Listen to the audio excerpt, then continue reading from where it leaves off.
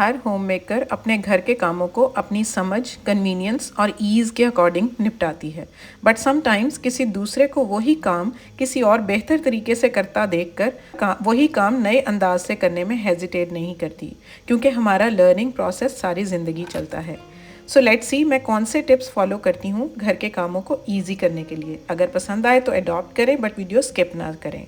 So let's get started. अस्सलाम वालेकुम everyone, welcome to Womenia ATF with another video. I hope you all are good. I am also fine अल्हम्दुलिल्लाह। गोश्त किसी तरह का भी हो, पकने से पहले इसका साफ और जर्म फ्री होना और नेक्स्ट यूज़ के लिए संभालना भी एक काम है। सो टिप नंबर 1 में देख लेते हैं कि ये काम मैं कैसे करती हूँ। तो सबसे पहले तो गोश्त एक दफ़ा आ जाता है तो फौरी तौर पर अगर मैं उसको नहीं संभालती, उसको फ्रीज़ कर लेती हूँ, तो फिर उसको मैं डीफ्रॉस्ट होने के लिए पानी में डाल देती हूँ और पानी में थोड़ा सा मैं विनेगर ऐड कर देती हूँ, वाइट विनेगर। उसके बाद थोड़ा सा नमक डाल देती हूँ। इन दोनों चीज़ों से क्या होता है, नमक डालने से तो ये जल्दी से सॉफ्ट हो जाएगा और डीफ्रॉस्ट हो जाएगा, उसको हेल्प मिलेगी जल्दी से डीफ्रॉस्ट होने में। और विनेगर जो है इसको बिल्कुल जर्म फ्री कर देगा और इसमें से किसी किस्म का कोई ब्लड, कोई जर्म्स होंगे वो रिमूव हो जाएंगे। थोड़ी देर के लिए इसको मैं रेस्ट देती हूँ और उसके बाद फिर अब ये देखें, नमक की वजह से ना ये आराम से ना जल्दी से ये डीफ्रॉस्ट हो जाएगा। जैसे आजकल सर्दियां हैं तो कम टाइम में ये डीफ्रॉस्ट हो जाएगा। फिर हमने पकाने के लिए इसको रेडी करना होता है और इसको साफ़ करके फिर आगे इसको यूज़ करना होता है। तो अब नमक डालने की वजह से ना अब ये काफ़ी हद तक डीफ्रॉस्ट हो गया है। अब इसको मैं बिल्कुल अलग अलग कर लूँगी। अलग करने के बाद अब ये देखें कि सारा ब्लड जो है वो पानी में आ गया और अब ये साफ़ होने के लिए तैयार है। तो अब इस पानी को ना मैं चलकर आगे रिमूव कर दूँगी। तो आप देखेंगे कि बिल्कुल हर किस्म का कोई ब्लड और कोई जर्म्स वगैरह है ना, सारे ये विनेगर और सॉल्ट के कमाल से ये सब रिमूव हो जाएंगे। अब ये ब्लड वाला पानी रिमूव करने के बाद अच्छे से इसको मैंने वॉश कर लिया है। तो वॉश करने के बाद अब जो है, अब इसको मैं किस तरह से संभालती हूँ, मैं ले लेती हूँ ये जिपलॉक बैग्स। इनका ना मटेरियल बहुत अच्छा होता है और इनके ऊपर ये ज़िपर भी लगा होता है, जिसकी वजह से एट टाइम्स जितना भी मैंने एक टाइम के खाने के लिए यूज़ करना होता है ना, उसके अकॉर्डिंग मैं इसके अंदर डाल लेती हूँ। अब आप कहेंगे कि पॉली बैग्स भी जो आम आते हैं फ्रूट्स वेजिटेबल्स के साथ, वो भी यूज़ हो सकते हैं। डेफिनेटली वो यूज़ हो सकते हैं, बट मैं जिस तरह से इसको यूज़ करूँगी ना, अब ये देखें, इसको इस तरह से प्रेस कर दूँगी। प्रेस करने से अब ये इसकी जो तय है ना बिल्कुल पतली सी बनेगी। तो ये सारे मैंने बना लिए इसके पैकेट और ये देखें, अब इसकी पतली तय बनने की वजह से ना ये जहाँ पे भी रखूँगी ना, तो ये रेक्टेंगुलर शेप होने की वजह से और पतला होने की वजह से जगह कम घेरेगा।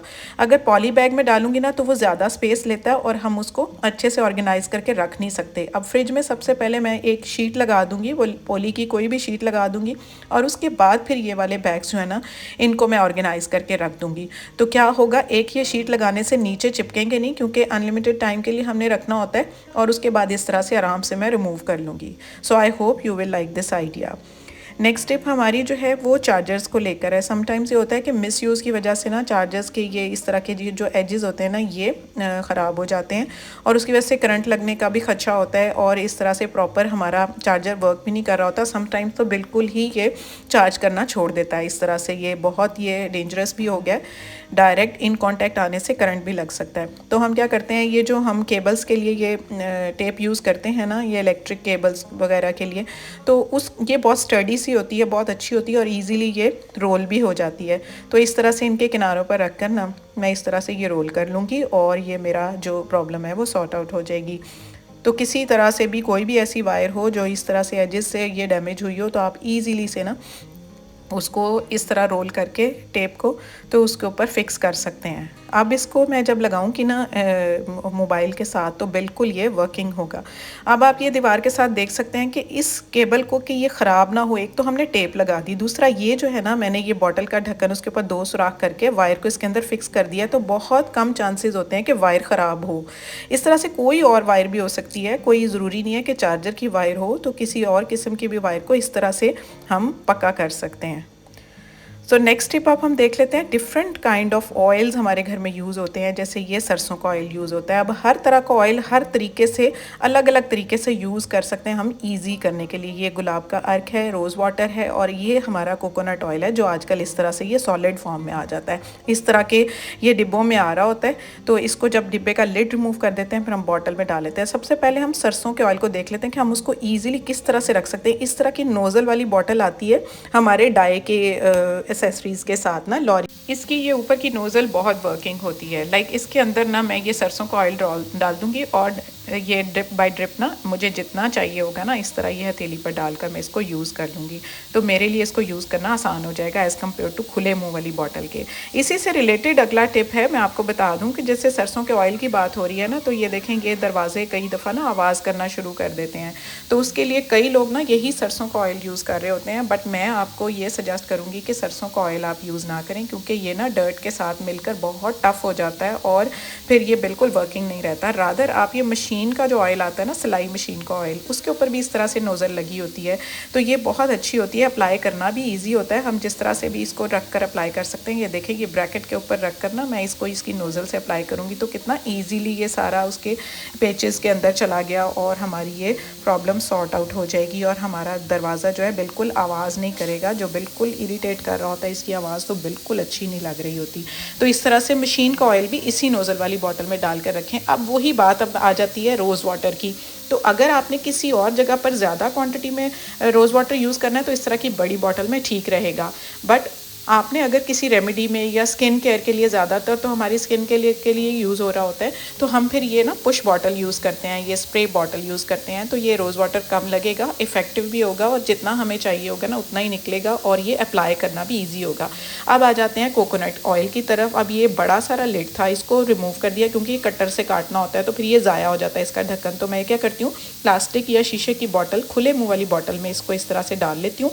अब क्योंकि ये सर्दियों में थोड़ा सा ये सॉलिड फॉर्म में आ जाता है, तो जितना मुझे चाहिए होता है ना मैं इसको पाम के ऊपर ले लेती हूँ और आराम से, आपको पता ही ये हीट की वजह से ना पाम की जितनी हीट होती है उससे ये खुद ब खुद मेल्ट हो जाता है और मैं इस तरह से इसको ना यूज़ कर लेती हूँ। आई होप आपको पसंद आया होगा ये भी टिप। नेक्स्ट टिप हमारा जो है वो तवे को लेकर है। समटाइम्स तवा काम करते करते इतना वो हो जाता है ना, स्टिकी सा हो जाता है और ये बिल्कुल जुड़ने लग जाती हैं, रोटी भी तवे के ऊपर चिपकनी शुरू हो जाती है। उसके लिए है कि आप पहले इसको थोड़ा सा ऑयली कर लें। ऑयली करने के बाद ना आप इसको ना आलू ले लें, तो उसके 2 पीस कर लें इस तरह से। तो इस आलू से बहुत आगे मैजिक होने वाला है। तो जब आप ऑयली कर लेंगे ना अपना तवा, तो इस तरह से उसको चलता रहने दें आग को और उसके ऊपर पानी थोड़ा सा छिड़क लें तवे के ऊपर। इस तरह से बबल्स बनने शुरू हो जाएंगे और बबल्स बनने दें, इस पानी को इवेपरेट होने दें। जब थोड़ा रह जाएगा ना पानी, तो तब आपने अपना ये आलू का हाफ पीस लेना है और इस तरह से रब करना शुरू कर देना है तवे के ऊपर।